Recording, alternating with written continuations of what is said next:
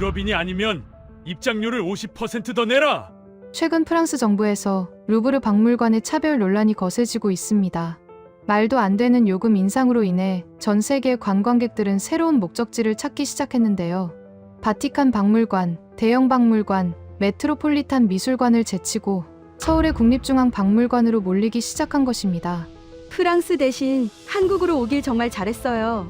한국 국립중앙박물관은 순수 한국 문화재만 있어서 대단해요. 전 세계 관광객들의 분노로 인해 외국인들이 서울로 몰려 순식간에 1위를 하게 되었는데요. 더 놀라운 점은 따로 있었습니다. 이 시기에 한 한국 위인의 480주년 탄생 특별전이 맞아떨어져 전 세계인들에게 이 위인이 널리 알려지게 되었죠. 과연 그 위인은 누구였고 전 세계가 한국 박물관으로 눈길이 몰린 이유는 무엇이었을까요? 이야기를 시작하기 앞서 사연 속의 제작에 힘이 되는 구독과 좋아요 부탁드립니다. 한국을 응원하신다면 대한민국 화이팅! 이라고 아래 댓글로 남겨주세요. 안녕하세요. 저는 파리 정치대학에서 문화정책학을 가르치고 있는 교수 앙투안 르메르입니다. 이 이야기는 제가 평생 사랑해온 루브르 박물관에 대한 믿음이 흔들리기 시작한 순간부터 시작됩니다. 2025년 12월 어느 차가운 아침이었습니다. 저는 여느 때처럼 생강이 내려다 보이는 서재에서 커피를 마시며 아침 뉴스를 보고 있었습니다. 그런데 화면에 띄워진 속보 하나가 제 손을 멈추게 만들었습니다. 루브르 박물관이 비유럽 출신 방문객의 입장료를 22유로에서 32유로로 인상한다는 내용이었습니다. 무려 50%나 올린 가격이었습니다. 저는 화면을 멍하니 바라보았습니다. 30년간 루브르를 연구해온 학자로서, 이 박물관을 사랑해온 사람으로서 도저히 이해할 수 없는 결정이었습니다. 더 황당한 건 정부의 해명이었습니다. 유럽연합과 일부 유럽 국가를 제외한 모든 지역의 방문객에게 인상된 요금을 적용한다는 것이었습니다. 그 이유는 국가유산 보존과 복원 사업을 위한 재원 마련이라고 했습니다. 저는 커피잔을 내려놓고 컴퓨터 앞에 앉았습니다. 뉴스를 더 찾아보니 베르사유 궁전도 동참했습니다. 성수기엔 35유로, 비수기엔 25유로로 책정했는데 유럽 방문객보다 3유로씩 더 비쌌습니다. 샹보르성과 생트샤펠까지 줄줄이 요금을 올렸습니다. 대륙을 기준으로 입장료를 차등 적용한다니 이건 명백한 차별 아닙니까? 저는 SNS를 열어보았습니다. 전 세계 사람들의 분노가 폭발하고 있었습니다. 아시아, 중동, 남미, 아프리카 관광객들이 프랑스 정부를 맹비난하고 있었습니다. 한 인도네시아 여행 블로거는 이렇게 썼습니다. 프랑스는 이제 안 갑니다. 차별하는 나라에 돈 쓰고 싶지 않아요. 미국인 유튜버는 더 직설적이었습니다. 루브르가 자기들 문화재나 있으면 모를까. 전부 약탈품 아닌가요? 저는 화면을 보며 한숨을 쉬었습니다. 문화 선진국을 자부하던 프랑스가 이런 결정을 내리다니 믿기지 않았습니다. 그런데 그때 눈에 띈 댓글 하나가 있었습니다. 프랑스 대신 한국 가세요. 국립중앙박물관은 무료인데 훨씬 낫습니다. 한국이라고요? 저는 잠시 생각에 잠겼습니다. 서울에 있는 국립중앙박물관은 세계 박물관 순위에서 늘 5위나 6위 정도를 차지하던 곳이었습니다. 물론 훌륭한 박물관이지만 루브르, 바티칸, 대형 박물관, 메트로폴리탄을 넘어설 정도는 아니라고 생각했습니다. 하지만 댓글들은 계속 이어졌습니다. 한국 박물관이 훨씬 좋아요. 자기 나라 문화재만 있어서 감동적이에요. 국중박 가보셨어요? 입장료 무료인데 퀄리티는 세계 최고 수준입니다. 저는 검색창에 국립중앙박물관을 입력했습니다. 그리고 나온 데이터를 보고 충격을 받았습니다. 연간 방문객 수가 420만 명에서 최근 620만 명으로 급증했다는 기록이 있었습니다. 불과 몇 달 사이에 200만 명이나 늘어난 것입니다. 더 놀라운 건 순위 변화였습니다. 세계 6위에서 4위로 뛰어올랐고 루브르 요금 인상 이후론 SNS에서 국중박이라는 해시태그가 전 세계 트렌드 1위를 찍었다고 했습니다.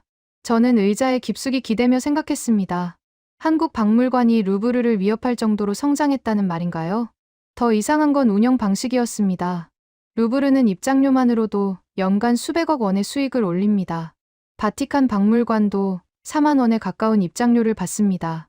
그런데 한국은 입장료가 0원이라고 했습니다. 완전히 무료입니다. 그렇다면 대체 어떻게 세계 최상위권 박물관을 유지하는 걸까요? 정부 지원만으론 설명이 안 됩니다. 분명 뭔가 숨겨진 비밀이 있을 겁니다. 저는 노트북을 닫고 창밖을 바라보았습니다.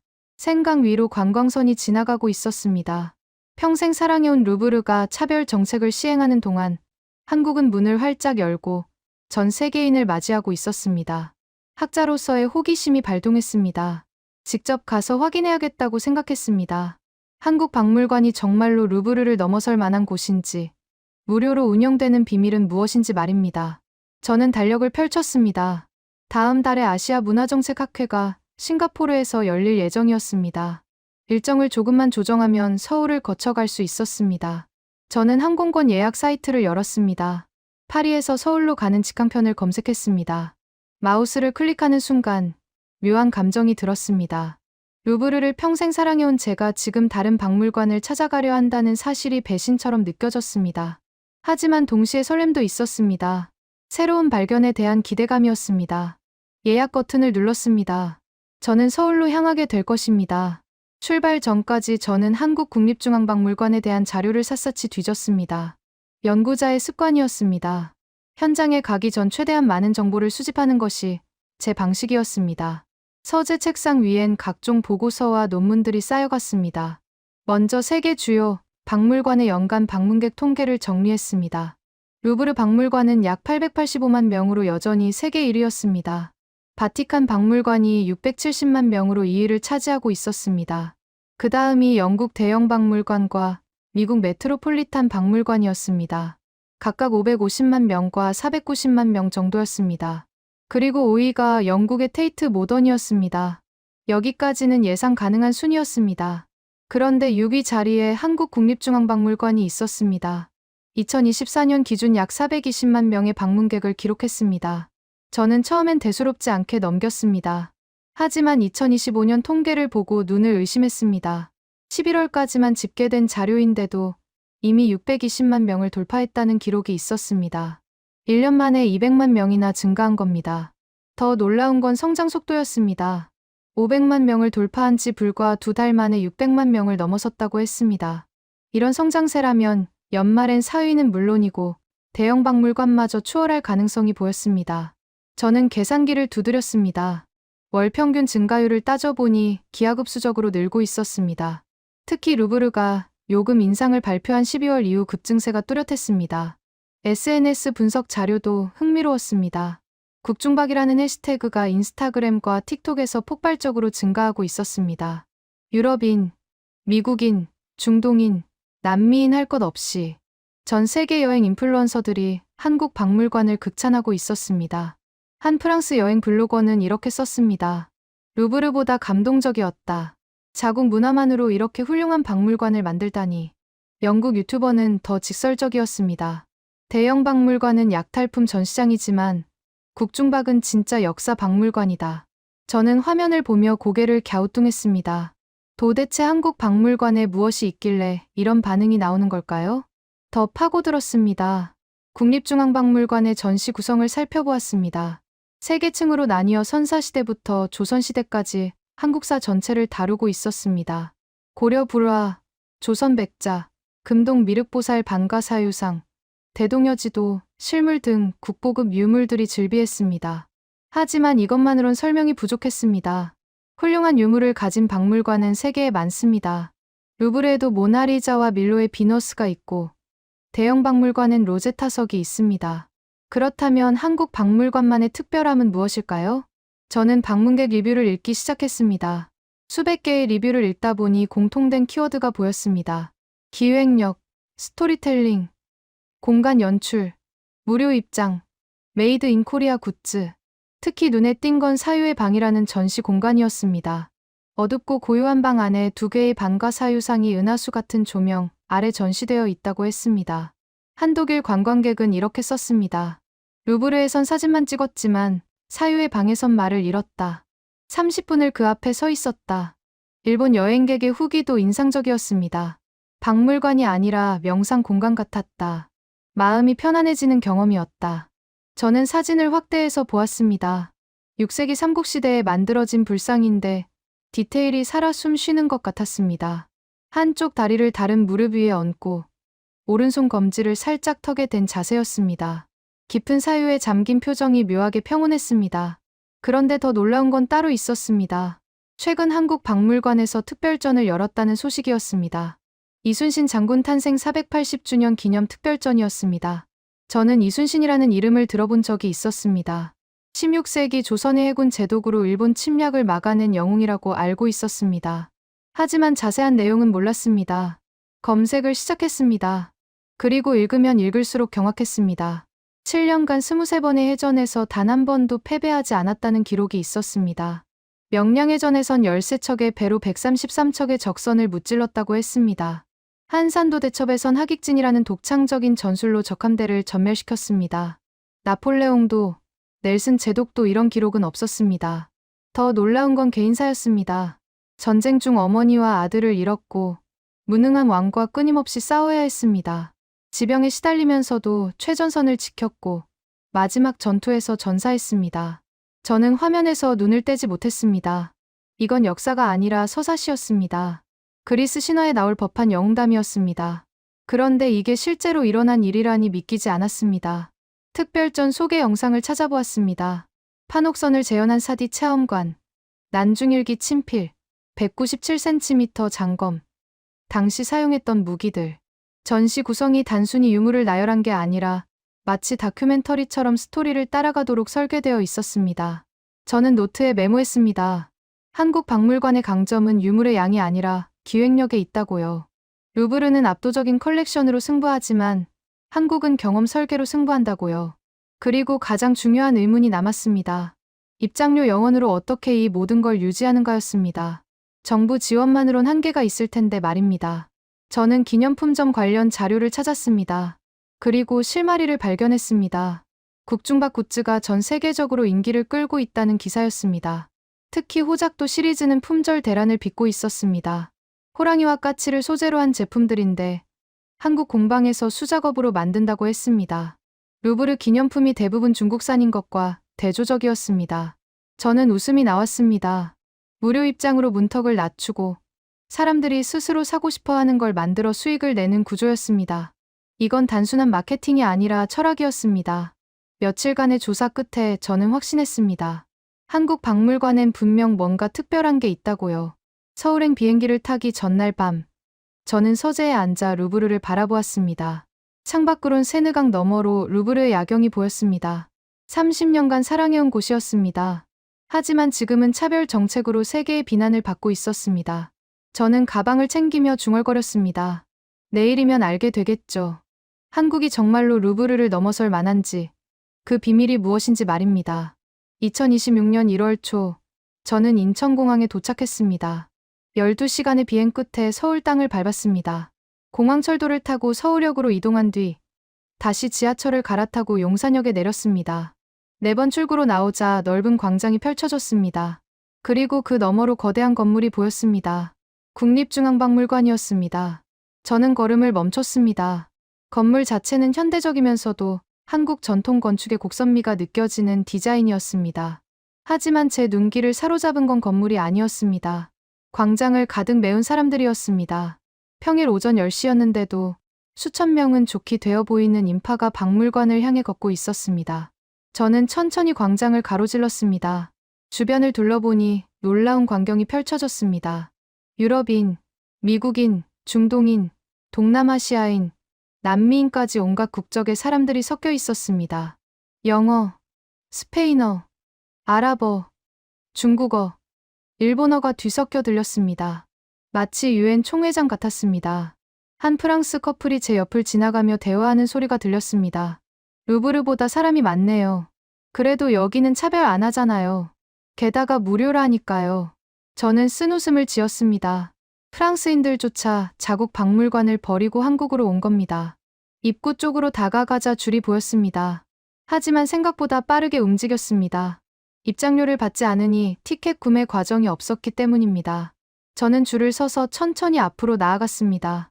주변 사람들의 대화를 엿들으며 분위기를 파악했습니다.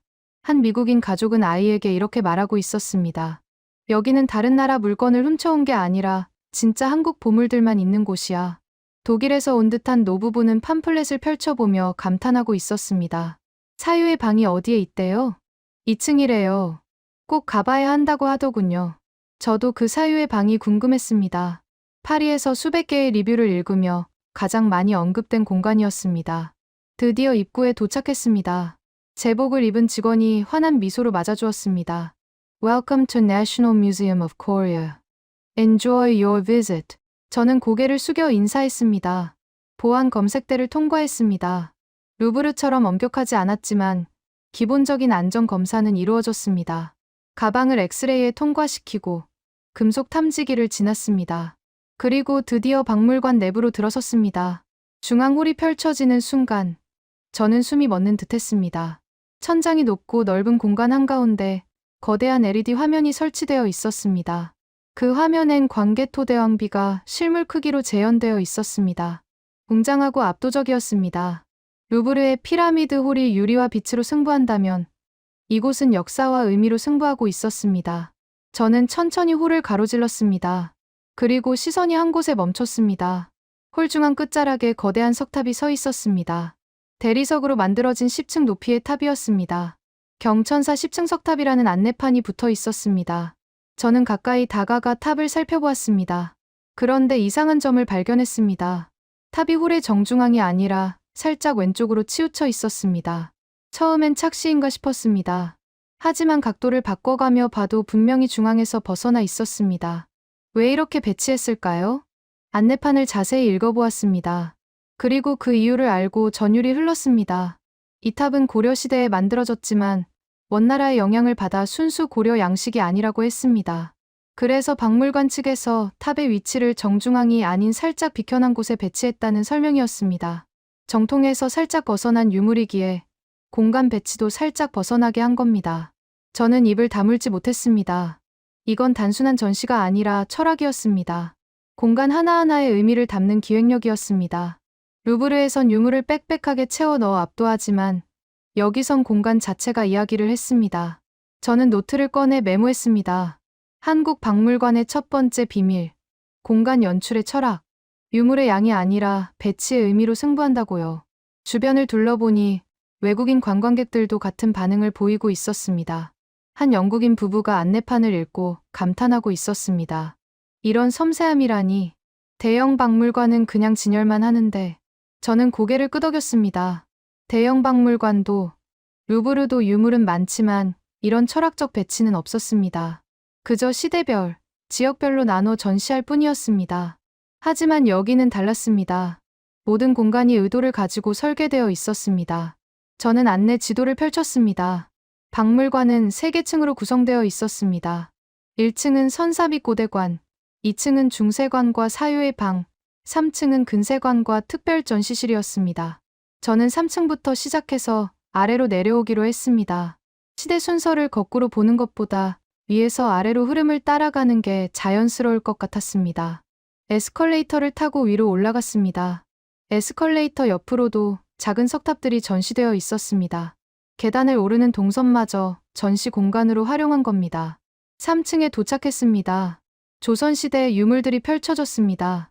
고려 불화, 조선 백자, 병풍, 지도, 서적들이 차례로 전시되어 있었습니다. 저는 천천히 걸으며 하나하나 살펴보았습니다. 어둡고 편안한 조명 아래 유물들이 빛을 받고 있었습니다. 루브르처럼 밝고 화려하지 않았지만 오히려 그래서 집중할 수 있었습니다. 각 유물 앞엔 한국어, 영어, 중국어, 일본어로 설명이 적혀 있었습니다. 설명도 단순한 제작 연도나 재질이 아니라 역사적 맥락을 담고 있었습니다. 한 고려 불화 앞에서 저는 한참을 멈춰 섰습니다. 색감이 1000년이 지났는데도 선명했습니다. 금박이 은은하게 빛나고 있었습니다. 설명을 읽어보니 고려 불화는 세계적으로도 희귀하고 가치가 높다고 했습니다. 일본이 많이 소장하고 있지만 원래는 고려와 조선의 것이라고 적혀 있었습니다. 저는 씁쓸한 미소를 지었습니다. 루브르도 대형 박물관도 마찬가지였습니다. 이집트 유물, 그리스 유물, 중국 유물로 가득 차 있지만 정작 자국 유물은 얼마 없었습니다. 하지만 여기는 달랐습니다. 모든 유물이 한국의 역사였습니다. 자국 문화만으로 세계 최상위 박물관을 만든 겁니다. 저는 다음 전시실로 이동했습니다. 조선시대 과학기술 관련 유물들이 나왔습니다. 치국이, 해시계, 천문 관측 기구들이 전시되어 있었습니다. 설명을 읽으며 놀랐습니다. 측우기는 세계 최초의 강우량 측정 기구라고 했습니다. 유럽보다 200년이나 앞섰다는 설명이 붙어 있었습니다. 저는 고개를 저었습니다. 왜 이런 사실을 유럽에선 가르치지 않을까요? 서양 중심의 역사관 때문에 동양의 업적은 묻혀버린 겁니다. 계속 걸어가니 대동여 지도가 나타났습니다. 거대한 지도가 벽면을 가득 채우고 있었습니다. 가까이 다가가 디테일을 살펴보았습니다. 산맥, 강줄기, 도로, 마을까지 세밀하게 그려져 있었습니다. 19세기에 만들어진 지도인데 정확도가 놀라울 정도였습니다. 저는 사진을 찍었습니다. 파리로 돌아가면 학생들에게 보여줘야겠다고 생각했습니다. 그렇게 1시간을 3층에서 보냈습니다. 시간 가는 줄 몰랐습니다. 루브르에선 유명한 작품 몇 개만 보고 지쳐서 나왔는데 여기선 계속 보고 싶었습니다. 이제 2층으로 내려갈 시간이었습니다. 저는 에스컬레이터를 탔습니다. 2층엔 고려시대 유물과 제가 가장 기대하던 사유의 방이 있었습니다. 과연 그 방이 수백 개의 리뷰에서 극찬받을 만한 곳인지 확인할 차례였습니다. 2층에 도착하자 분위기가 달라졌습니다. 3층보다 조명이 더 어두웠고 공간이 더 넓었습니다. 고려시대 청자들이 유리 케이스 안에 전시되어 있었습니다. 비색이라 불리는 독특한 청록색 빛깔이 은은하게 빛나고 있었습니다. 저는 청자 앞에서 한참을 보냈습니다. 송나라에서도 극찬했다는 고려 청자를 실제로 보니 감동이 밀려왔습니다. 곡선이 부드러웠고 색감이 자연스러웠습니다. 인위적이지 않은 아름다움이었습니다. 하지만 제 목적지는 따로 있었습니다. 사유의 방이었습니다. 안내판을 따라 걸어가니 어두운 복도가 나타났습니다. 복도 입구엔 작은 안내문이 붙어 있었습니다. 사유의 방, 깊은 생각에 잠기는 공간입니다. 조용히 관람해 주시기 바랍니다. 저는 천천히 복도로 들어갔습니다. 복도는 좁고 어두웠지만 바닥에 은은한 조명이 길을 안내했습니다. 몇 걸음 더 가자 문이 보였습니다. 문을 열고 들어서는 순간 저는 숨을 멈췄습니다. 넓고 어두운 방 안에 2개의 불상이 서 있었습니다. 아니, 서 있다기보다 앉아 있었습니다. 반가 사유상이었습니다. 한쪽 다리를 다른 무릎 위에 얹고 오른손 검지를 살짝 턱에 댄 자세였습니다. 깊은 생각에 잠긴 표정이었습니다. 방 전체는 어두웠지만 불상 위로만 은은한 조명이 내려오고 있었습니다. 그리고 천장엔 작은 LED 불빛들이 별처럼 박혀 있었습니다. 마치 은하수 아래에 있는 것 같았습니다.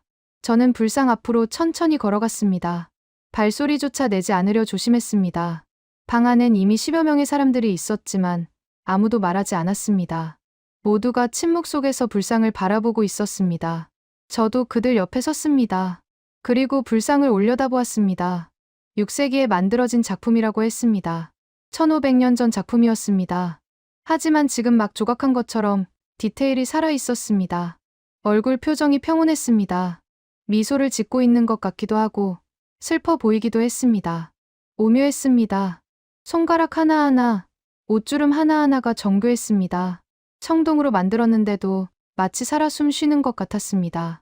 저는 그 자리에 서서 한참을 움직이지 못했습니다. 루브르의 모나리자 앞에 선 사람들이 사진만 찍었습니다. 바티칸의 피에타 앞에선 웅성거렸습니다. 하지만 여기선 모두가 침묵했습니다. 말로 표현할 수 없는 무언가가 이 공간을 채우고 있었습니다. 저는 벤치에 앉았습니다. 천장에 은하수를 올려다보았습니다.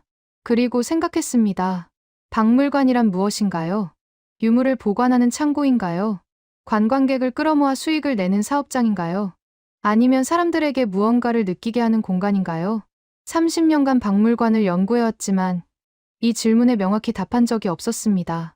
하지만 지금 이 순간, 이 사유의 방에서 답을 찾은 것 같았습니다. 박물관은 과거와 현재가 만나는 곳입니다. 죽은 유물이 아니라 살아있는 역사를 만나는 곳입니다. 그리고 그 역사를 통해 나 자신을 돌아보는 곳입니다. 이 방의 이름이 사유의 방인 이유를 알 것 같았습니다. 불상이 사유에 잠겨 있듯 관람객도 사유에 잠기게 만드는 공간이었습니다. 저는 시계를 보았습니다. 30분이 흘렀습니다. 하지만 5분처럼 느껴졌습니다. 일어서려는데 옆에 앉아있던 노부부가 눈에 들어왔습니다. 독일에서 온 듯 보였습니다. 할머니가 할아버지 손을 잡고 있었습니다. 2분 모두 불상을 바라보며 눈물을 흘리고 있었습니다. 저는 조용히 자리에서 일어났습니다. 방을 나오기 전 한 번 더 불상을 돌아보았습니다. 여전히 평온한 미소를 짓고 있었습니다. 저는 고개를 숙여 인사했습니다. 감사하다고, 특별한 경험이었다고 마음속으로 말했습니다. 복도를 나와 밝은 전시장으로 돌아왔습니다. 눈이 부셨습니다. 잠시 적응하는 시간이 필요했습니다. 주변을 둘러보니 다른 관람객들도 사유의 방에서 나오고 있었습니다. 모두 비슷한 표정이었습니다. 말없이 생각에 잠긴 얼굴들이었습니다. 저는 벤치에 앉아 노트를 꺼냈습니다. 그리고 메모했습니다.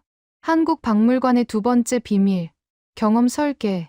유물을 보여주는 게 아니라 감정을 느끼게 한다고요. 루브르는 압도하지만 국중박은 감동시킨다고요. 이게 차이였습니다. 루브르엔 모나리자, 밀로의 비너스, 니케 여신상이 있습니다. 세계적으로 유명한 작품들입니다. 하지만 그 앞에서 사람들은 사진만 찍습니다. 인증샷을 남기고 다음 작품으로 이동합니다.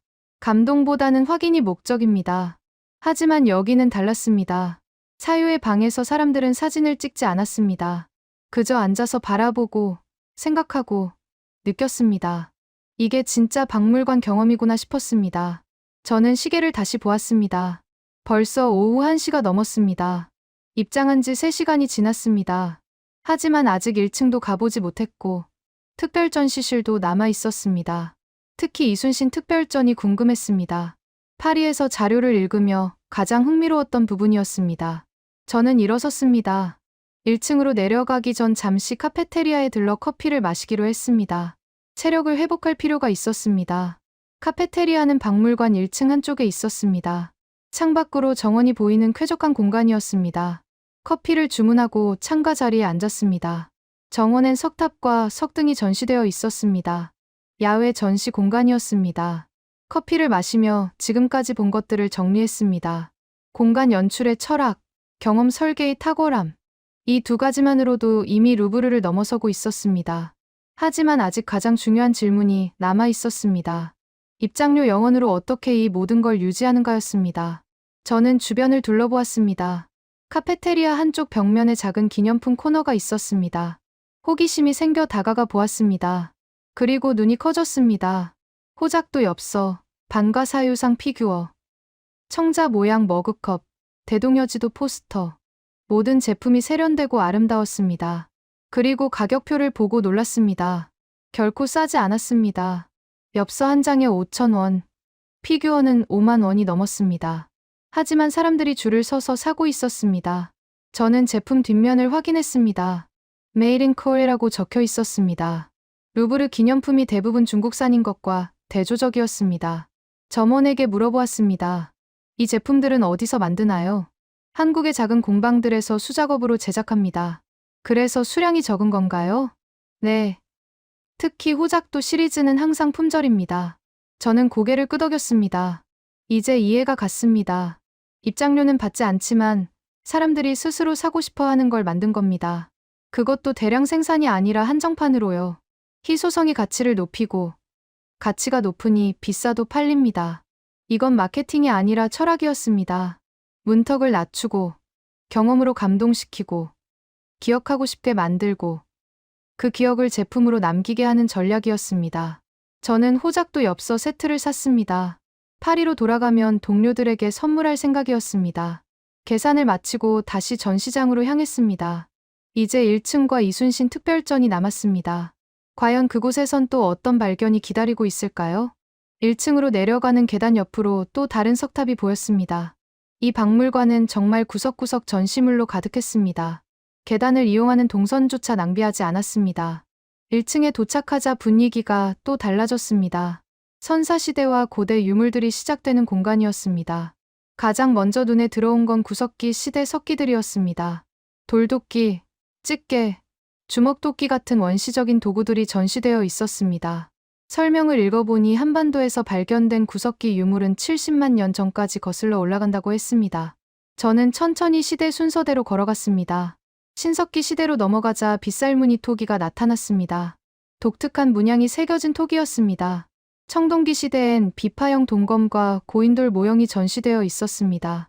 한국의 고인돌은 세계에서 가장 많다는 설명이 붙어 있었습니다. 전 세계 고인돌의 절반 이상이 한반도에 있다고 했습니다. 저는 감탄했습니다. 이런 사실을 유럽에선 전혀 가르치지 않습니다. 서양 중심 역사관에선 아시아의 고대 문명은 항상 부차적으로 다뤄졌습니다. 하지만 실제로는 한반도에도 찬란한 문명이 있었습니다. 계속 걸어가니 삼국시대 유물들이 나왔습니다. 고구려, 백제, 신라의 유물들이 각각 전시되어 있었습니다. 고구려의 철제 갑옷과 투구가 인상적이었습니다. 무사의 기상이 느껴졌습니다. 백제의 금동대양로는 정교함의 극치였습니다. 연꽃과 용, 봉황이 섬세하게 조각되어 있었습니다. 1500년 전 작품인데도 디테일이 놀라웠습니다. 신라의 금관은 화려했습니다. 황금빛이 조명을 받아 눈부시게 빛났습니다. 나뭇가지 모양의 장식이 독특했습니다. 저는 각 유물 앞에서 한참씩 머물렀습니다. 루브르에서 이집트관을 볼 때와는 다른 감정이었습니다.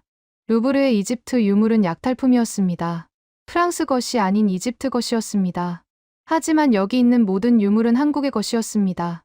이 땅에서 태어나고, 이 땅에서 만들어지고, 이 땅에서 발견된 것들이었습니다. 그래서 더 진정성이 느껴졌습니다. 저는 생각했습니다. 박물관의 진짜 가치는 유물의 양이 아니라 유물과 그 땅의 연결고리라고요. 루브르는 전 세계 유물을 모았지만 그래서 오히려 정체성이 희미합니다. 하지만 국중박은 한국 문화만 다루기에 명확한 정체성이 있습니다. 이게 세 번째 비밀이었습니다. 진정성의 힘이었습니다. 계속 걸어가니 통일신라와 발해 시대가 나왔습니다. 그리고 다시 고려로 넘어갔습니다. 2층에서 봤던 청자들이 여기서도 이어졌습니다. 시대별로 청자의 변화를 추적할 수 있도록 배치되어 있었습니다. 초기엔 중국 송나라의 영향을 받았지만 점차 독자적인 비색을 개발했다는 설명이 있었습니다.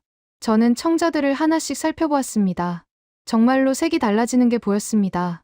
초기엔 약간 탁했는데 후기로 갈수록 맑고 투명한 청록색이 되었습니다. 기술의 발전이 눈에 보였습니다. 그리고 또 다른 전시실로 넘어가니 불교 미술품들이 나타났습니다. 불상, 불화, 사리암, 탑 등이 전시되어 있었습니다. 한금동 미륵보살 반과 사유상이 유리 케이스 안에 있었습니다. 2층 사유의 방에 있던 것보다 작았지만 디테일은 비슷했습니다. 저는 그 앞에 서서 한참을 바라보았습니다. 6세기 사람들도 나와 같은 고민을 했을까요? 인생의 의미, 존재의 이유, 행복의 조건 같은 것들 말입니다. 그들도 사유했고 그 사유를 이렇게 아름다운 형태로 남겼습니다. 1500년이 지난 지금 저는 그 사유 앞에 서 있습니다. 시간과 공간을 넘어 대화하는 기분이었습니다. 저는 시계를 보았습니다. 벌써 오후 3시가 넘었습니다. 5시간째 박물관을 돌고 있었습니다. 다리가 아팠지만 멈출 수 없었습니다. 아직 가장 중요한 곳이 남아 있었습니다. 이순신 특별전이었습니다. 안내판을 따라 특별전시실로 향했습니다. 복도 끝에 어두운 입구가 보였습니다. 입구 위엔 큰 글씨로 적혀 있었습니다. 이순신 장군 탄생 480주년 특별전 바다를 지킨 영웅. 저는 심호흡을 했습니다. 파리에서 자료를 읽으며 가장 궁금했던 부분이었습니다. 과연 이순신이라는 인물이 정말로 그렇게 대단한 영웅인지 확인할 차례였습니다. 입구를 통과하자 좁고 어두운 통로가 나타났습니다. 바닥엔 물결 무늬가 프로젝션으로 투영되고 있었습니다. 마치 배를 타고 바다로 들어가는 느낌이었습니다. 통로를 따라 걸어가니 첫 번째 전시 공간이 나왔습니다. 벽면에 큰 글씨로 적혀 있었습니다. 1592년 임진왜란 발발. 그 아래 당시 상황을 설명하는 패널이 있었습니다. 일본의 도요토미 히데요시가 조선을 침략했고 부산에서 한양까지 20일 만에 점령당했다는 내용이었습니다. 조선군은 연전연패했고 왕은 의주까지 피난 갔다고 했습니다. 절망적인 상황이었습니다. 하지만 한 곳만 달랐습니다. 바다였습니다. 이순신이 이끄는 조선 수군만은 계속 승리했습니다. 저는 다음 패널로 이동했습니다. 옥포해전, 사천해전, 당포해전, 한산도 대첩, 해전 이름들이 나열되어 있었습니다. 모두 조선 수군의 승리였습니다. 특히 한산도 대첩은 압도적이었습니다. 하객진이라는 전술로 일본 함대 73척 중 59척을 격파했다고 했습니다. 저는 전술 설명도를 자세히 보았습니다. 하객 날개처럼 배를 양쪽으로 펼쳐 적을 포위하는 전술이었습니다. 천재적인 전략이었습니다. 나폴레옹의 오스터리츠 전투나 한니발의 칸나이 전투에 비견될 만했습니다. 계속 걸어가니 전쟁 유물들이 나타났습니다. 판옥선 모형, 거북선 모형, 각종 화포와 총통들이 전시되어 있었습니다. 승자 총통, 현자 총통, 비격진 철례 같은 무기들이었습니다. 설명을 읽어보니 조선 수군의 화력은 일본보다 월등히 우세했다고 했습니다. 특히 거북선은 세계 최초의 철갑선으로 평가받는다고 적혀 있었습니다. 저는 거북선 모형 앞에서 한참을 보냈습니다. 16세기에 이런 배를 만들었다니 놀라웠습니다. 유럽에서 철갑선이 등장한 건 19세기였습니다. 조선이 300년이나 앞섰던 겁니다. 다음 전시실로 넘어가자 분위기가 바뀌었습니다. 벽면이 검은색으로 칠해져 있었고 조명도 더 어두워졌습니다. 1597년 정유재란과 명량의 전. 패널을 읽으며 저는 충격을 받았습니다. 이순신이 모함을 받아 파직되고 투옥되었다는 내용이었습니다. 그 사이 조선 수군은 칠천량 해전에서 괴멸당했습니다. 300척이 넘는 함대가 단 12척으로 줄었다고 했습니다. 절망적인 상황에서 이순신이 다시 수군 통제사로 임명되었습니다. 하지만 그에게 남은 건 고작 12척의 배뿐이었습니다. 저는 다음 패널을 읽었습니다. 그리고 전율이 흘렀습니다. 12척의 배로 133척의 일본 함대를 상대하다. 명량해전이었습니다. 상식적으로 불가능한 전투였습니다. 10배 이상의 적을 어떻게 이긴단 말입니까? 설명을 계속 읽었습니다. 이순신은 명량 해협의 좁은 물길과 빠른 조류를 이용했다고 했습니다. 적함이 좁은 물길에서 대형을 유지하지 못하게 만들었습니다. 그리고 집중 포격으로 적의 선봉을 격파했습니다. 결과는 조선 수군의 완승이었습니다. 일본 함대는 31척이 격파되고 나머지는 퇴각했습니다. 조선은 단 한 척도 잃지 않았습니다. 저는 입을 다물지 못했습니다. 이건 전쟁이 아니라 기적이었습니다. 역사책에서 읽을 때는 그냥 숫자였는데 이렇게 현장에서 유물과 함께 보니 실감이 났습니다. 12척, 133척. 도저히 이길 수 없는 싸움에서 이긴 겁니다. 저는 계속 걸었습니다. 다음 전시 공간엔 이순신의 개인 유물들이 있었습니다. 난중일기 친필이 유리 케이스 안에 있었습니다. 전쟁 중에 쓴 일기였습니다. 한자로 빼곡하게 적혀 있었습니다. 번역문을 읽어보니 전투 기록뿐 아니라 개인적인 고민도 담겨 있었습니다. 어머니를 잃은 슬픔, 아들을 잃은 아픔, 왕의 의심에 대한 답답함. 저는 가슴이 먹먹해졌습니다. 이순신은 단순한 장군이 아니었습니다. 한 인간이었습니다. 고통받고 슬퍼하고 좌절하는 평범한 사람이었습니다. 하지만 그 모든 고통 속에서도 최선을 다했습니다. 나라를 지키기 위해, 백성을 지키기 위해 싸웠습니다. 그게 진짜 영웅이구나 싶었습니다. 초인적인 능력이 아니라 인간적인 한계를 극복하는 의지가 영웅을 만드는 거였습니다. 다음 전시 케이스로 이동했습니다. 그리고 저는 발걸음을 멈췄습니다. 거대한 칼이 눈앞에 있었습니다. 길이가 거의 2m에 달하는 장검이었습니다. 안내판을 읽었습니다. 이충무공 장검.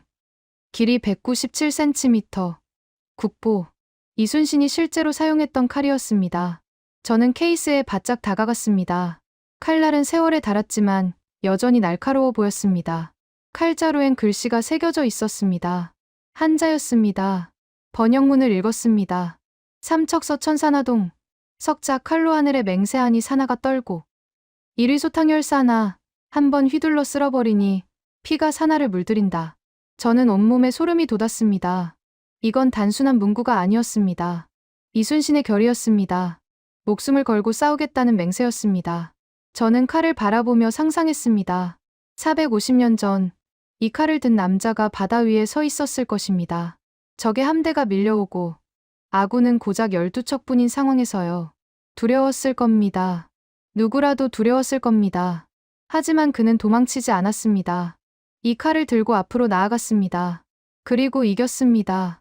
저는 한참 동안 칼 앞에 서 있었습니다. 루브르에서 나폴레옹의 검을 본 적이 있습니다. 화려하고 장식적인 검이었습니다. 권력의 상징이었습니다. 하지만 이순신의 칼은 달랐습니다. 실용적이고 무거워 보였습니다. 싸우기 위한 도구였습니다. 권력이 아니라 책임의 상징이었습니다. 저는 다음 공간으로 이동했습니다. 벽면에 2개의 초상화가 걸려 있었습니다. 한쪽엔 도요토미 히데요시의 초상화가 있었습니다. 일본을 통일하고 조선을 침략한 인물이었습니다. 화려한 갑옷을 입고 거만하게 앉아있는 모습이었습니다. 그리고 맞은편엔 이순신의 초상화가 있었습니다. 검소한 관복을 입고 정면을 응시하는 모습이었습니다. 표정이 단호했습니다. 두 사람이 마주 보고 있었습니다. 침략자와 수호자였습니다. 저는 두 초상화를 번갈아 보았습니다. 도요토미는 20만 대군을 이끌고 조선을 침략했습니다. 하지만 이순신 한 사람을 넘지 못했습니다. 바다에서 막혔고 결국 철수했습니다. 역사는 침략자가 아니라 수호자를 기억합니다. 힘이 아니라 정의를 기억합니다. 저는 이순신의 초상화 앞에서 오래 머물렀습니다. 눈빛이 살아있는 것 같았습니다. 450년 전 사람인데도 지금 여기 있는 것 같았습니다. 계속 걸어가니 전시의 마지막 부분이 나왔습니다. 1598년 노량의 전과 이순신의 최후. 패널을 읽으며 저는 가슴이 먹먹해졌습니다. 7년간의 전쟁이 끝나가는 시점이었습니다. 일본군이 철수하고 있었습니다. 마지막 해전이 노량 앞바다에서 벌어졌습니다. 이순신은 적의 퇴로를 차단하며 최후의 일격을 가했습니다. 하지만 전투 중 적의 총탄에 맞았습니다. 그는 쓰러지면서 말했다고 합니다. 지금은 전투가 한창이니 내 죽음을 알리지 말라. 그리고 숨을 거두었습니다. 54세였습니다. 저는 패널을 읽으며 눈시울이 뜨거워졌습니다. 7년간 단 한 번도 지지 않았습니다. 23번의 해전 모두에서 승리했습니다. 그리고 마지막 전투에서 생을 마감했습니다. 이보다 더 극적인 삶이 있을까요? 저는 전시실 끝에 마련된 추모 공간으로 향했습니다. 어두운 방 안에 작은 촛불들이 켜져 있었습니다. 관람객들이 헌화할 수 있는 공간이었습니다. 저도 꽃 한 송이를 집어 들었습니다. 그리고 촛불 앞에 놓았습니다. 고개를 숙여 묵념했습니다. 감사하다고, 존경한다고 마음속으로 말했습니다. 주변을 보니 다른 관람객들도 같은 행동을 하고 있었습니다. 한국인뿐 아니라 외국인들도 마찬가지였습니다. 한 미국인 남자가 눈물을 흘리고 있었습니다. 일본인으로 보이는 커플도 조용히 고개를 숙이고 있었습니다. 국적을 떠나 모두가 이순신을 존경하고 있었습니다. 그게 진짜 영웅의 힘이구나 싶었습니다. 시간과 공간, 국적과 문화를 넘어 사람들을 감동시키는 힘 말입니다. 저는 전시실을 나왔습니다. 출구 옆에 방명록이 있었습니다. 사람들이 남긴 메시지를 읽어보았습니다. 세계 최고의 해군 제독입니다. 넬슨도 이순신을 존경했을 겁니다. 12척으로 133척을 이긴 건 신의 영역입니다. 이순신 장군 덕분에 한국이 존재합니다. 감사합니다. 일본인으로서 사죄합니다. 그리고 존경합니다. 저도 펜을 들었습니다. 그리고 프랑스어로 적었습니다. 나폴레옹보다 위대한 영웅을 만났습니다. 프랑스에서 온 앙투안 르메르. 펜을 놓고 밖으로 나왔습니다. 밖은 이미 어두워지고 있었습니다. 6시간 넘게 박물관에 있었습니다. 하지만 시간이 어떻게 흘렀는지 몰랐습니다. 그만큼 몰입했습니다. 저는 박물관 광장으로 나왔습니다. 벤치에 앉아 숨을 고르며 생각을 정리했습니다. 오늘 하루 동안 제가 발견한 것들이 머릿속을 스쳤습니다. 공간 연출의 철학, 경험 설계의 탁월함, 진정성의 힘, 그리고 스토리텔링의 완성도. 국립중앙박물관은 단순히 유물을 전시하는 곳이 아니었습니다. 역사를 경험하게 하는 곳이었습니다. 과거와 대화하게 하는 곳이었습니다. 그리고 자신을 돌아보게 하는 곳이었습니다. 루브르는 압도합니다. 엄청난 컬렉션으로 관람객을 압도합니다. 하지만 국중박은 감동시킵니다. 작지만 진정성 있는 유물로 관람객을 감동시킵니다. 그게 차이였습니다. 양이 아니라 질이었습니다. 크기가 아니라 깊이였습니다. 저는 노트를 꺼내 마지막 메모를 적었습니다. 루브르는 세계를 모았고 국중박은 세계를 감동시켰다. 그리고 한 가지 더 적었습니다. 이제 박물관도 케이팝처럼 한국이 기준이 되는 시대다. 주변을 둘러보니 여전히 많은 사람들이 박물관을 찾고 있었습니다. 폐관 시간이 가까워지는데도 줄이 이어졌습니다. 한 프랑스 가족이 제 옆을 지나갔습니다. 아이가 아버지에게 물었습니다. 아빠, 루브르보다 여기가 더 좋아요. 아버지가 웃으며 대답했습니다. 그래, 여기는 특별한 곳이야. 저는 쓴웃음을 지었습니다. 프랑스인들조차 인정하는 곳이었습니다. 루브르가 차별 정책을 시행하는 동안 국중박은 문을 활짝 열었습니다. 그 결과가 지금 제 눈앞에 펼쳐지고 있었습니다. 전 세계 사람들이 한국으로 몰려오고 있었습니다. 루브르 대신 국중박을 선택하고 있었습니다. 그리고 이순신이라는 영웅을 알게 되고 있었습니다. 나폴레옹이나 넬슨 못지않은, 어쩌면 그보다 더 위대한 영웅을 말입니다. 저는 일어섰습니다. 호텔로 돌아가기 전 한 곳만 더 들를 계획이었습니다. 기념품점이었습니다. 아직 무료 운영의 비밀을 완전히 확인하지 못했습니다. 카페테리아에서 본 기념품들만으론 부족했습니다. 본격적인 기념품점을 직접 가봐야 했습니다. 과연 그곳엔 어떤 비밀이 숨어 있을까요? 박물관 1층 끝자락에 기념품점이 있었습니다. 입구부터 사람들로 붐볐습니다. 저는 천천히 안으로 들어갔습니다. 그리고 눈앞에 펼쳐진 광경에 놀랐습니다. 매장이 생각보다 컸습니다. 루브르 기념품점만큼은 아니지만 웬만한 백화점 매장 크기였습니다. 선반마다 다양한 제품들이 진열되어 있었습니다. 저는 입구 쪽 진열대부터 살펴보기 시작했습니다. 가장 먼저 눈에 띈 건 호작도 시리즈였습니다. 호랑이와 까치가 그려진 제품들이었습니다. 엽서, 노트, 파우치, 에코백, 머그컵, 심지어 스카프까지 다양했습니다. 하지만 대부분 품절 표시가 붙어 있었습니다. 재입고 예정일이 적혀 있었는데 2주 후라고 했습니다. 한 직원에게 물어보았습니다. 호작도 제품은 왜 이렇게 품절이 많나요? 직원이 미소 지으며 답했습니다. 수작업으로 제작하다 보니 생산량이 한정적입니다. 특히 최근엔 외국 관광객들이 너무 많이 찾으셔서요. 언제부터 이렇게 인기가 많았나요? K-드라마 데몬헌터스 방영 이후 폭발적으로 늘었습니다. 드라마에 호작도가 자주 나왔거든요. 저는 고개를 끄덕였습니다. K-드라마의 영향력이 여기까지 미친 겁니다. 다음 진열대로 이동했습니다. 반가사유상 관련 제품들이 있었습니다.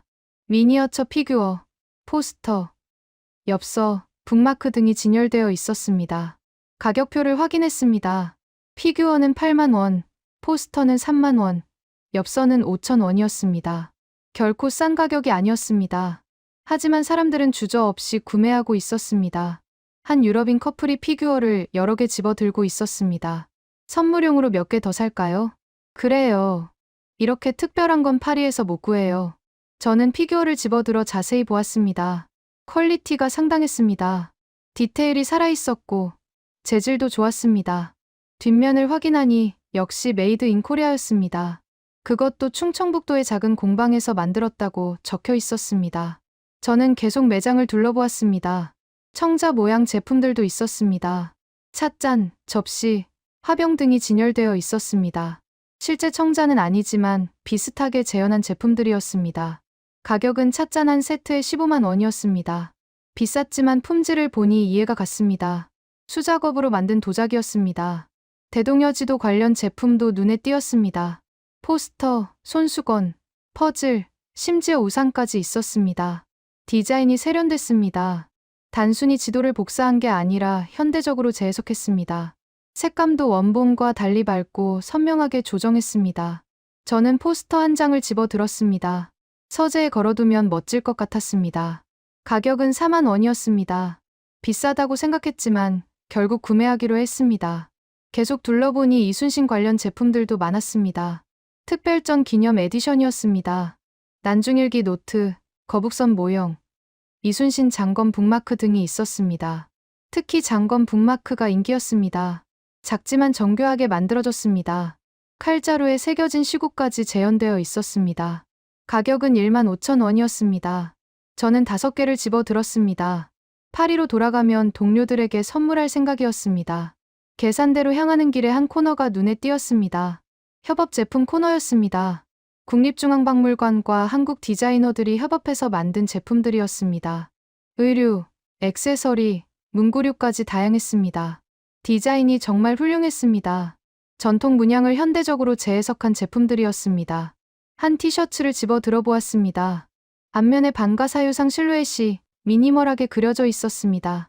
뒷면엔 사유라는 한글이 작게 새겨져 있었습니다. 심플하면서도 세련됐습니다. 가격은 6만 원이었습니다. 저는 주저없이 장바구니에 담았습니다. 계산대엔 긴 줄이 서 있었습니다. 10분 정도 기다린 끝에 제 차례가 왔습니다.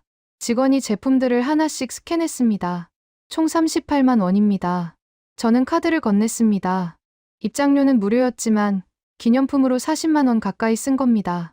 계산을 마치고 영수증을 받으며 직원에게 물어보았습니다. 하루 매출이 어느 정도 되나요? 직원이 웃으며 답했습니다. 정확한 숫자는 말씀드리기 어렵지만 최근 몇 달은 평소의 3배 이상입니다. 루브르 요금 인상 이후인가요? 네. 외국인 관람객이 급증하면서 매출도 함께 늘었습니다. 저는 고개를 끄덕이며 매장을 나왔습니다. 이제 모든 퍼즐이 맞춰졌습니다. 국립중앙박물관이 무료로 운영되는 비밀을 완전히 이해했습니다. 입장료를 받지 않는 대신 기념품으로 수익을 냅니다. 하지만 단순한 기념품이 아닙니다. 사람들이 정말로 갖고 싶어하는 제품을 만듭니다. 퀄리티를 최고로 유지하고 한정 수량으로 희소성을 높입니다. 그리고 메이드 인 코리아로 자부심을 더합니다. 결과적으로 사람들은 스스로 지갑을 엽니다. 강요가 아니라 선택입니다.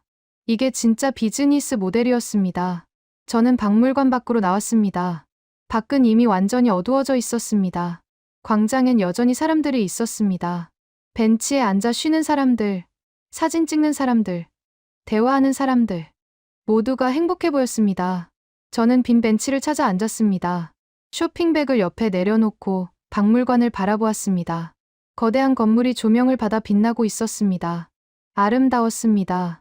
하지만 진짜 아름다움은 건물이 아니라 그 안에 담긴 철학이었습니다. 입장료를 받지 않는 이유를 다시 생각했습니다. 박물관 측 설명이 떠올랐습니다.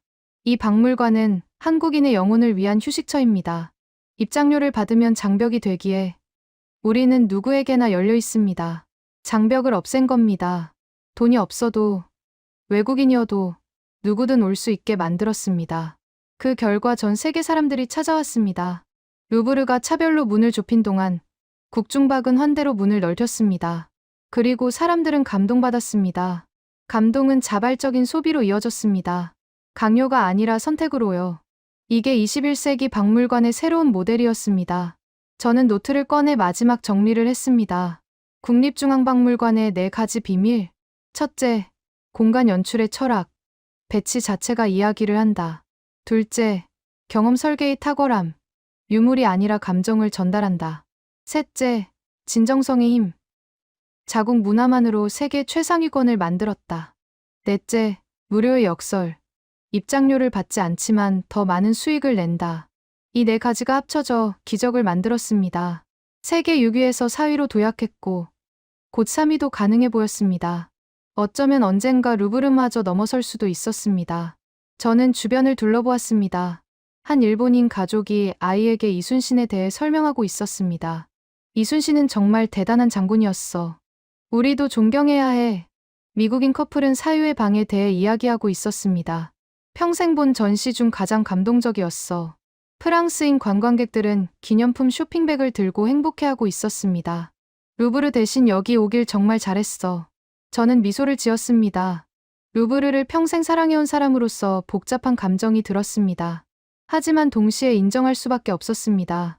국중박은 특별한 곳이라고요. 루브르와는 다른 방식으로 위대한 곳이라고요. 호텔로 돌아온 저는 샤워를 하고 침대에 누웠습니다. 하루 종일 걸어서 다리가 아팠지만 머릿속은 맑았습니다. 노트북을 열어 오늘 경험을 정리하기 시작했습니다. 학회 발표용 자료를 만들 생각이었습니다. 하지만 타이핑을 하다가 손을 멈췄습니다. 문득 루브르가 떠올랐기 때문입니다. 30년간 연구하고 사랑해온 곳이었습니다. 수백 번도 넘게 방문했습니다. 학생들을 데리고 가서 설명했고 논문도 여러 편 썼습니다. 루브르는 제 학문적 정체성의 일부였습니다. 하지만 지금은 흔들리고 있었습니다. 오늘 국중박에서 본 것들이 계속 떠올랐습니다. 사유의 방의 고요함, 이순신 특별전의 감동, 무료 입장의 철학, 루브르엔 없는 것들이었습니다. 저는 창밖을 바라보았습니다.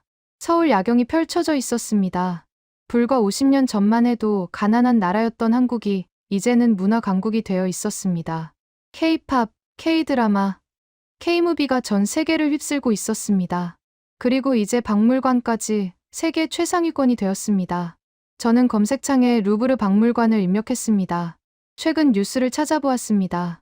요금 인상 논란 기사들이 가득했습니다. 비유럽인 차별이라는 비난이 쏟아지고 있었습니다.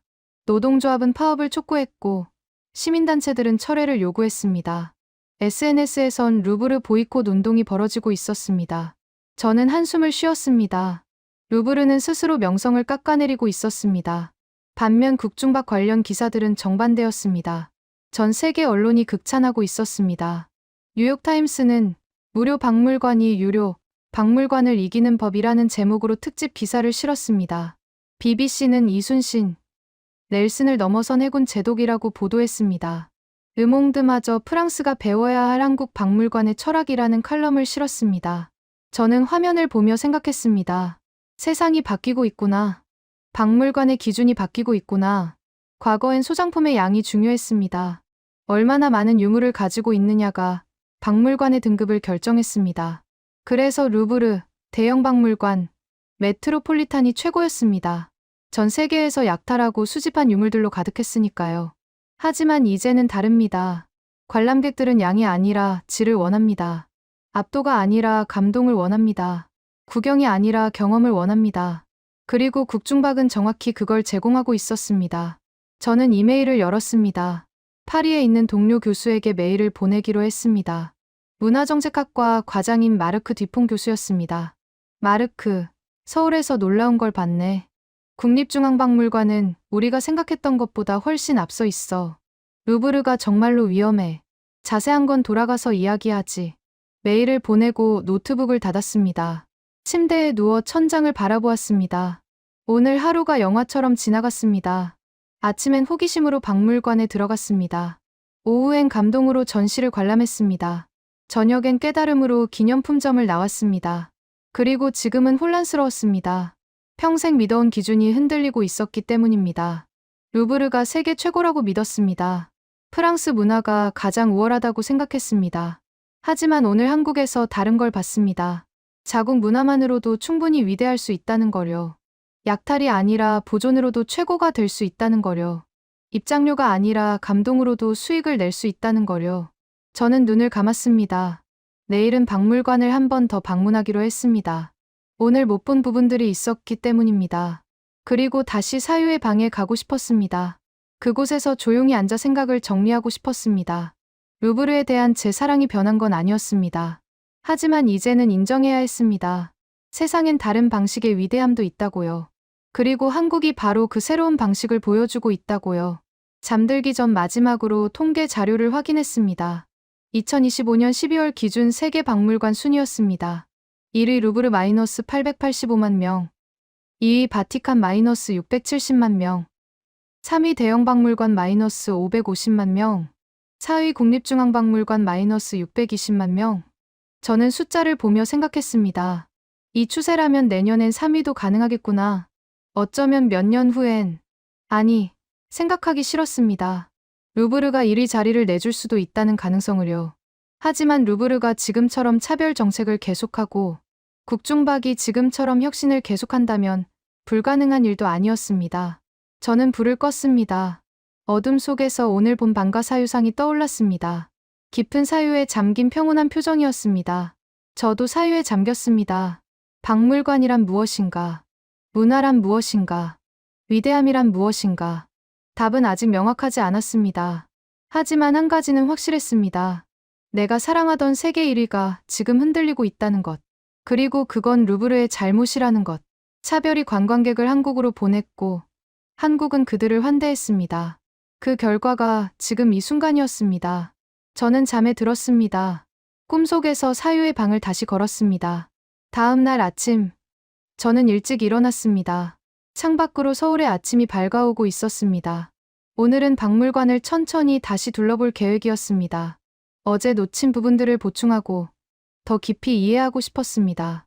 호텔 조식을 간단히 먹고 다시 용산으로 향했습니다. 지하철을 타고 가는 동안 주변 사람들을 관찰했습니다. 출근하는 직장인들, 등교하는 학생들, 관광 온 외국인들, 모두가 각자의 하루를 시작하고 있었습니다. 용산역에 도착해 박물관으로 걸어갔습니다. 어제보다 사람이 적었습니다.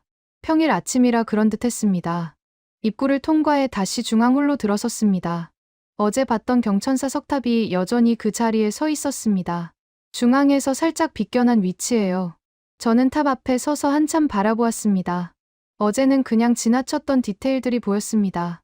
탑의 각 층마다 새겨진 불상들, 섬세한 문양들, 세월의 흔적들. 모두가 이야기를 담고 있었습니다. 저는 2층 사유의 방으로 향했습니다. 어제 가장 감동받았던 공간이었습니다. 다시 한번 그 평온함을 느끼고 싶었습니다. 어두운 복도를 지나 방으로 들어섰습니다. 다행히 사람이 많지 않았습니다. 서너 명 정도만 조용히 앉아 있었습니다. 저도 벤치에 앉았습니다. 반가 사유상을 올려다보았습니다. 어제와 똑같은 모습이었지만 느낌은 달랐습니다. 어제는 놀라움이었다면 오늘은 평온함이었습니다. 저는 눈을 감았습니다. 천장의 은하수 조명이 눈꺼풀 너머로 희미하게 느껴졌습니다. 그리고 생각했습니다. 왜 한국 문화가 지금 전 세계적으로 인기를 얻고 있는지에 대해서요. K-팝, K-드라마, K-무비, 그리고 이제 박물관까지 모든 것이 갑자기 터진 게 아니었습니다. 뿌리가 있었습니다. 그 뿌리가 바로 이곳 국립중앙박물관에 있었습니다. 수천 년의 역사가 쌓여 문화가 되었고 그 문화가 현대적으로 재해석되며 콘텐츠가 되었습니다. K-팝 아이돌들이 입는 한복 스타일 의상도, K-드라마에 나오는 전통, 가옥도, K-무비의 배경이 되는 역사적 사건들도 모두 여기서 시작되었습니다. 이 박물관은 단순한 전시 공간이 아니었습니다. 한국 문화의 심장이었습니다. 과거와 현재를 연결하는 다리였습니다. 그리고 미래로 나아가는 발판이었습니다. 저는 눈을 떴습니다. 불상이 여전히 미소 짓고 있었습니다.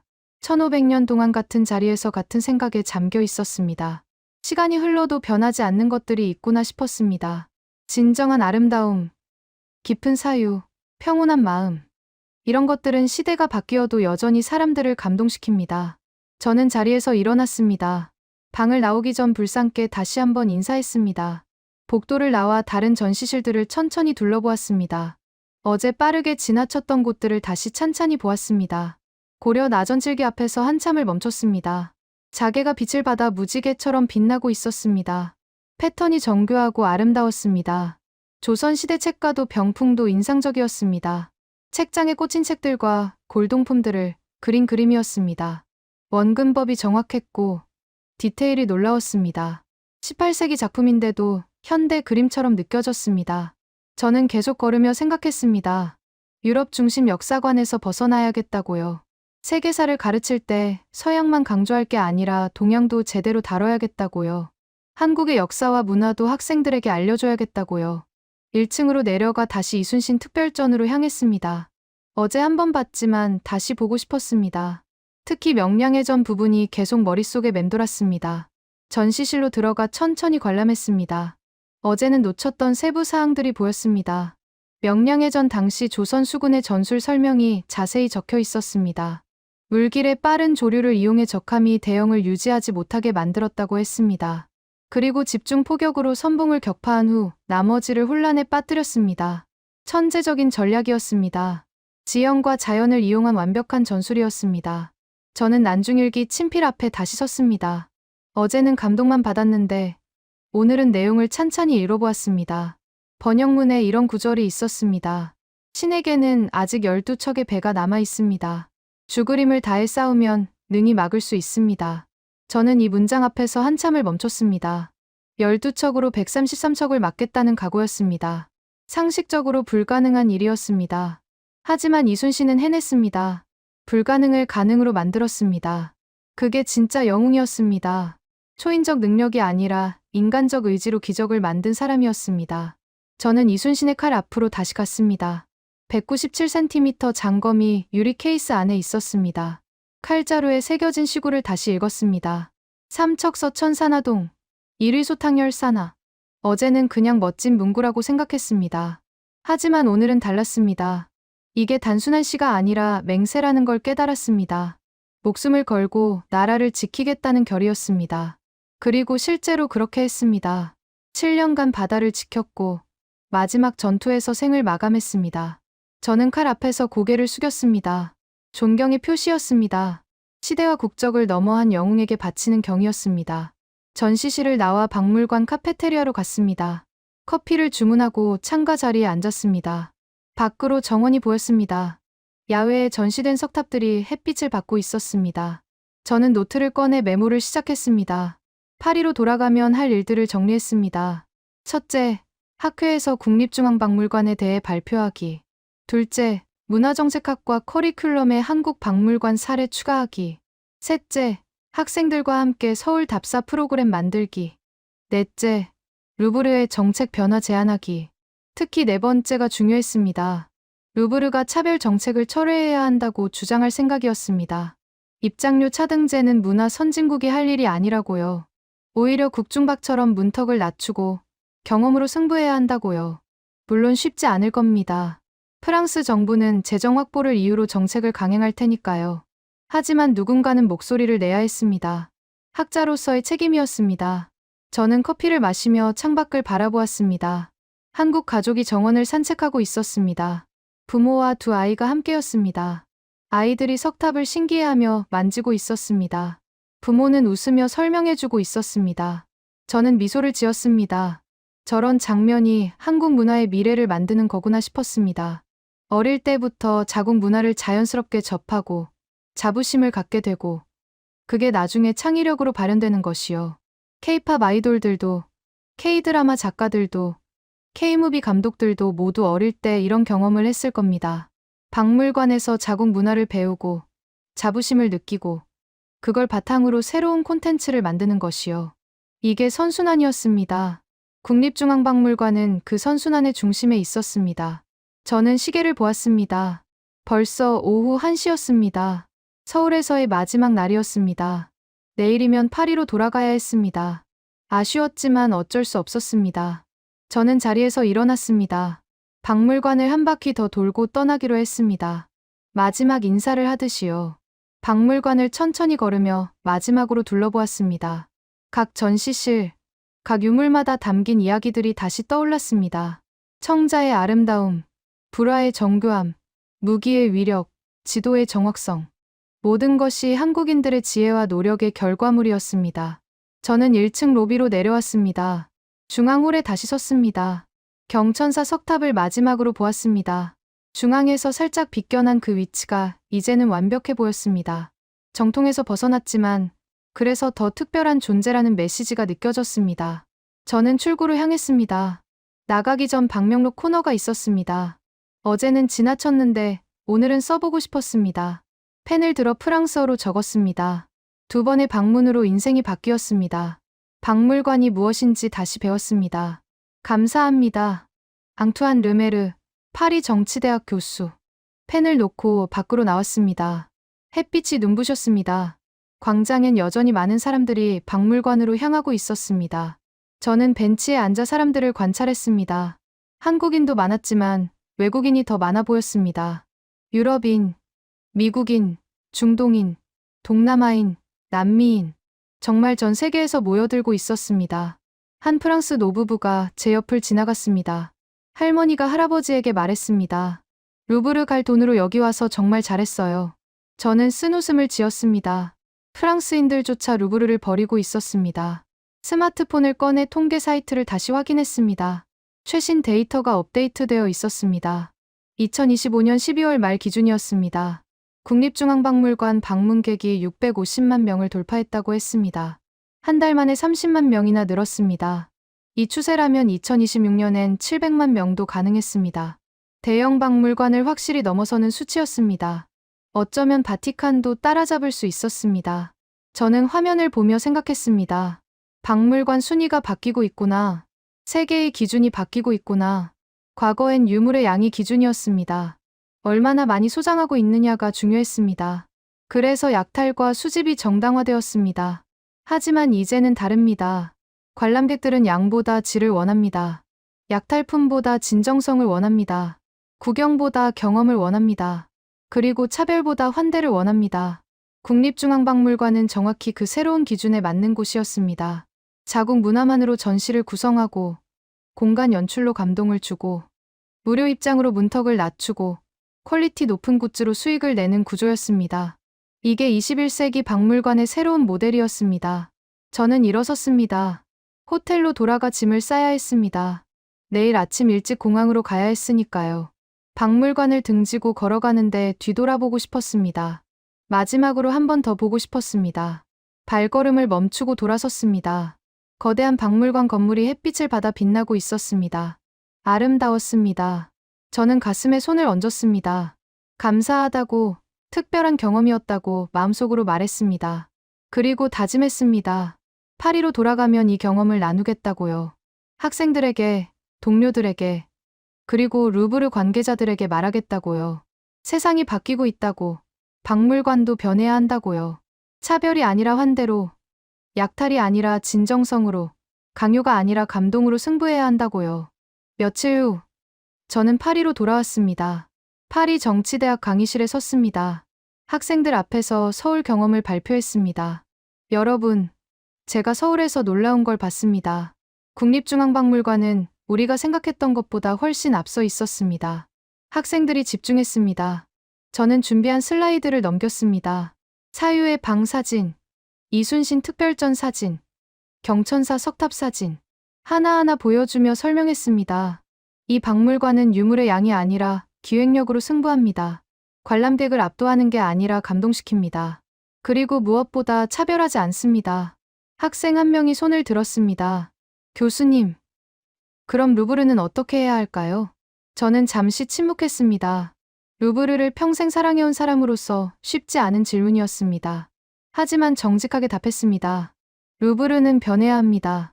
차별 정책을 철회하고, 관람객 경험을 개선하고, 새로운 방식을 모색해야 합니다. 그렇지 않으면 언젠가 한국의 일이 자리를 내줄 수도 있습니다. 강의실이 술렁였습니다. 학생들은 믿기지 않는다는 표정이었습니다. 하지만 저는 확신했습니다.